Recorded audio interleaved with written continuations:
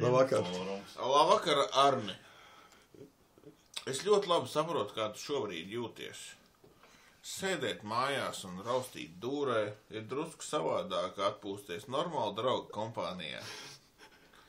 Mēs šobrīd ar Aldi, Mareku un attiecīgi Edgaru, nu kurš esmu es, ja?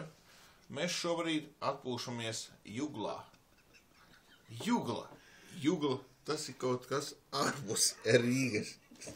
Tas nav centrs. Tas tev nav gaļimīs centrs. Jugla, tas ir forši.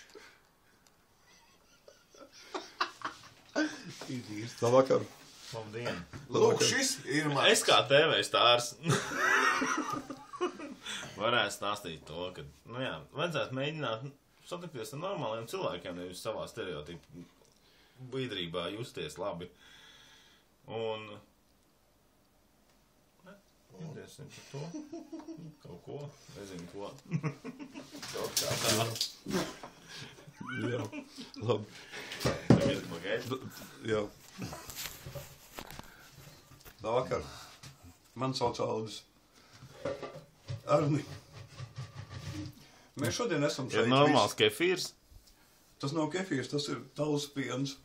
Nu labi, ka normāls kefīrs. Tas ir vietējais ražotājs. Vienmēr esam bijis par to, ka vietējie uzņēmēji ir jāatbalsta, ko, ja kas Arnis sen jau ir aizmirsis, ja? Bet ne par to bija mūsu raidījums. Tiešām es pilnīgi piebiedrošos iepriekšējā komentētāja vārdiem, ka normāliem cilvēkiem vajag satikties, būt kopā un klātienē galvenokārt, jā. Un izrunāt, jā, salūsmas beigas. Jā, bet redziet, tas nebija vietējā ražojuma. Parādīsim, lai cilvēki redz. Tas nebija, tā ir Ķīna. Tā ir Ķīna. Un lūk rezultāts. Edgars nevarēja normāli sēdāt. Ko mums tagad darīt? Tāpēc izlaisimies latviešu preci vienmēr un visur. Ja kas, reklāmas pauze, Dairada Koks. Es ceru, ka šī nebūs tāda reklāmas pauze, kur reklamēs Ķīnas preci. Dairada Koks, veikals Čiekurs.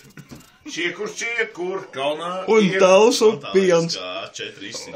Tausu piens. Kam ir A4?